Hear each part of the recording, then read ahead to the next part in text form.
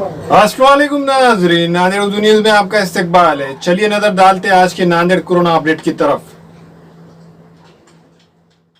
सरकारी अस्पताल के जराये कहते हैं कि आज दोपहर कोरोना वायरस के 28 नमूनों की जांच रिपोर्ट मिली है। ये तमाम की तमाम रिपोर्ट निगेटिव है। नांदेड़ में कोरोना वायरस के अब तक 296 मरीज पाए गए थे। 13 मरीजों की मौत हो चुकी है। 181 कोरोना मरीज अच्छे हो गए हैं। 102 मरीज जेर इलाज है। कोरोना पॉजिटिव मरीजों की तादाद में इजाफे से शहरियान परेशान है। कंटेनमेंट जोन भी बढ़ते जा रहे हैं। मुखेड़ नांदेड़ का एक तालुका है जहां कोरोना पॉजिटिव मरीजों की तादाद बढ़ती ही जा रही है।